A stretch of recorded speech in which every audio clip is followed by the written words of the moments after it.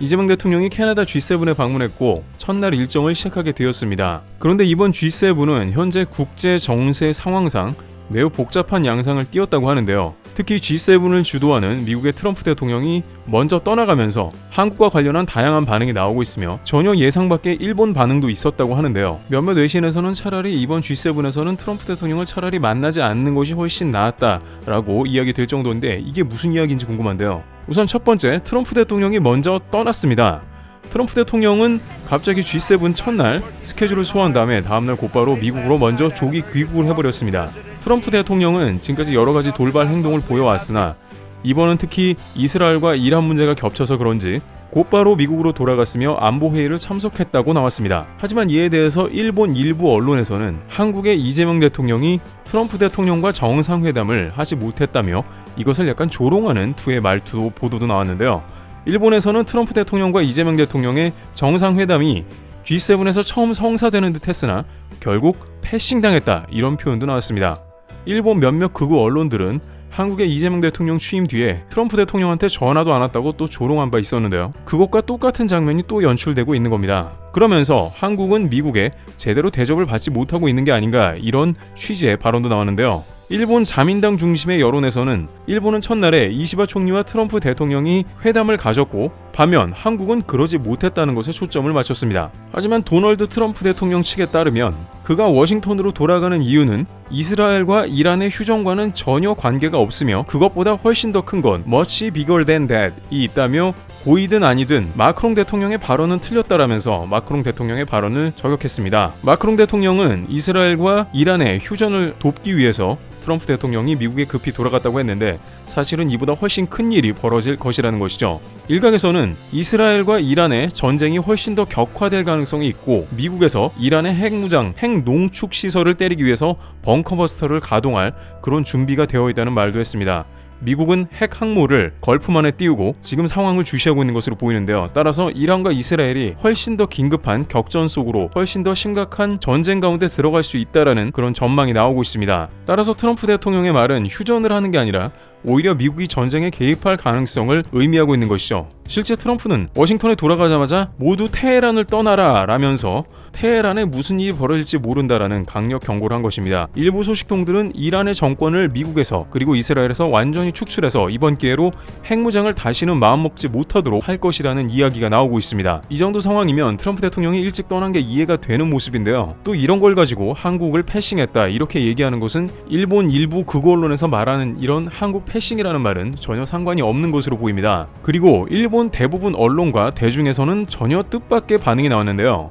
왜냐하면 도널드 트럼프 대통령을 이시바 총리가 만났지만 이 회담이 아무런 가치가 없었다고 현재에서는 판단하고 있다는 것입니다. 일본 마이니치 신문 등에 따르면 도널드 트럼프 대통령과 이시바 총리가 만났지만 양자는 별다른 회담 성과가 없었다고 이야기하고 있습니다. 일본에서는 자동차 관세 철폐를 위해서 미국을 설득하는 것으로 보이고 있으며 그것이 어렵자 그런 관세를 좀 줄여달라고 트럼프 측을 설득하는 것으로 보입니다. 하지만 도널드 트럼프 대통령 측은 이에 관해서 전혀 반응을 하지 않고 있으며 관세 협상 연장 기한에 대해서도 일본의 침묵주인 것으로 보입니다. 즉 트럼프 대통령은 일본의 관세에 대해서 자동차, 철강 등의 관세에 대해서 전혀 할인해줄 생각이 더 이상은 없다라고 보는 것이 미국 측의 입장이라는 것입니다. 그리고 또한 도널드 트럼프 대통령의 돌발 발언이 나왔는데요. 트럼프 대통령은 G7에서 러시아를 제외해버린 것은 큰 실수라고 그런 이야기를 했습니다. 그리고 중국도 G7에 들어올 수 있으면 자신은 반대하지 않겠다는 이야기를 한 것입니다. 트럼프 대통령은 중국과 러시아 편을 들면서 그들이 G8, G9까지 되어야 된다는 그런 취지의 발언을 해서 또한 논란이 된 것입니다. 의장국 캐나다의 카니 총리는 이런 트럼프의 반응을 보고 매우 당황한 것으로 보입니다. 카니 총리는 트럼프의 이런 돌발 반응에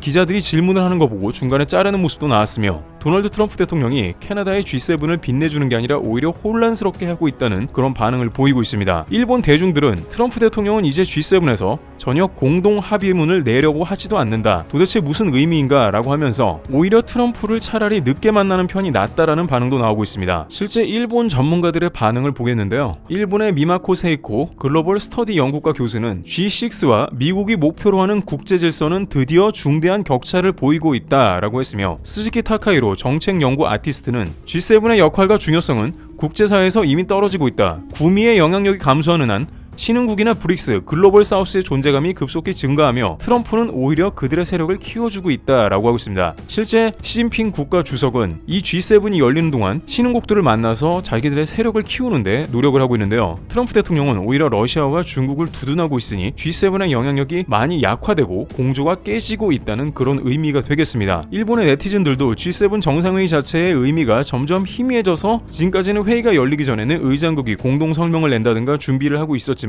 지금은 전 세계 전쟁 그리고 관세 등 미국 중심의 움직임으로 아무런 효과가 없어지고 있다, 이런 반응을 보이고 있습니다. 따라서 이런 상황에 오히려 도널드 트럼프 대통령을 피한 것이 더 한국에는 좋다는 의견도 나오고 있습니다. 아직 한국에는 관계부처, 장관, 모든 그런 외교 상황이 제대로 정비가 안 된 모습인데 이럴 때 도널드 트럼프 대통령이 느닷없이 만나서 부자 나라이다, 한국은 관세를 많이 내야 된다, 한국은 미국에 빚진 것이 많다, 혹은 주한미군 방위비를 올려라, 이렇게 나왔을 때 한국에서 적절하게 대응할 수 없었을 수도 있습니다.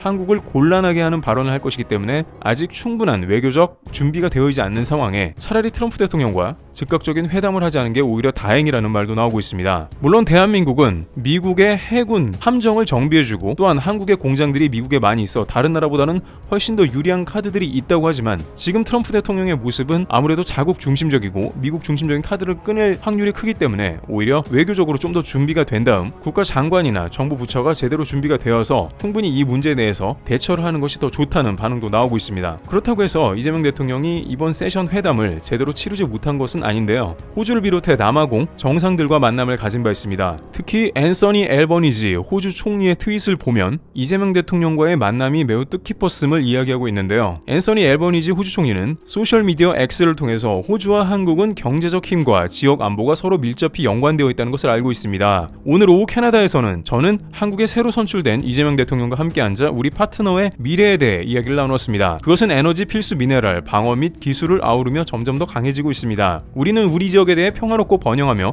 안전한 지역이라는 동일한 목표를 공유합니다, 라면서 양자의 회담이 순조롭게 이루어졌고 또한 한국이 이번 경주에서 개최하는 에이펙 정상회담에 참여하고 싶다면서 이재명 대통령에게 덕담을 건네기도 했습니다. 그리고 남아공 대통령도 만났는데요. 시릴 라마포사 남아공 대통령은 예전에 미국에 초대받아서 백악관에서 트럼프 대통령과 정상회담을 가진 바 있습니다. 남아공에서 멀리 미국까지 날아갔으나 역시 이날 트럼프 대통령은 엄청난 외교 결례를 라마포사 대통령에게 직접 보여준 바 있는데요. 계속해서 남아공에는 엄청난 백인 문제가 있다라면서 매우 공격적이고 무례한 발언을 이어갔습니다. 당시 그러나 라마포사 대통령은 이러한 공격에도 불구하고 차분하게 트럼프 대통령의 발언을 받았고 백악관을 달래는데 어느 정도는 성공한 모습을 보여주기도 했습니다.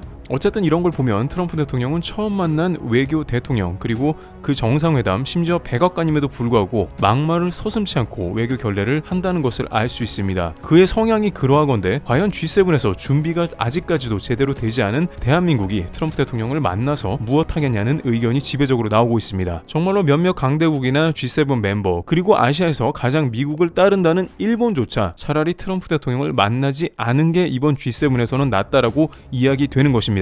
하지만 이번 G7에서 이재명 대통령을 만난 라마포사 대통령은 양자 간의 충분한 존중을 보여주면서 시작했습니다. 이재명 대통령이 고 넬슨 만델라 전 남아공 대통령에 대한 존경의 뜻을 밝히고 라마포사 대통령에게 우리는 둘 다 큰 어려움을 겪었지만 이를 이겨내고 지금의 성취를 이뤘다며 공감대를 확인했으며 라마포사 대통령은 한국과 남아공은 민주주의를 공유하는 소중한 파트너라며 앞으로 양국이 정치, 경제 등 다양한 분야에서 협력을 더욱 강화해 나가자라고 말했습니다. 그러면서 라마포사 대통령은 G20 정상회의가 올해 11월 아프리카에서 최초로 남아공에서 열리는 것에 대해서 한국이 꼭 참여해줬으면 좋겠다며 이 대통령을 초대하기도 했습니다. 이런 것을 보면 전반적으로 G7에서 1박 3일 매우 짧은 일정이지만 그래도 확대 회담을 통해서 할 이야기는 하면서 전반적으로 무난하게 세션을 진행해 나갔다고 할 수가 있습니다. 또한 이재명 대통령은 내일 오후에는 일본 이시바 총리와 확대 회담을 갖습니다. 한일 정상회담이 이재명 대통령 취임 후 아주 빠르게 열린 셈인데요. 예전 아베 총리나 기시다 총리와 같은 경우에 한일 정상회담이 이루어지는데 상당한 시간이 걸렸는데 오히려 이시바 총리는 이재명 대통령 취임 후에 한글 트윗으로 축하한다고 직접 이야기하는 등 한일 간의 여러 가지 사안을 최대한 부드럽고 실용적으로 풀어나가는데 양자가 동의하는 것으로 보입니다. 또한 G7 정상회의 참석 중인 이재명 대통령이 김혜경 여사와 함께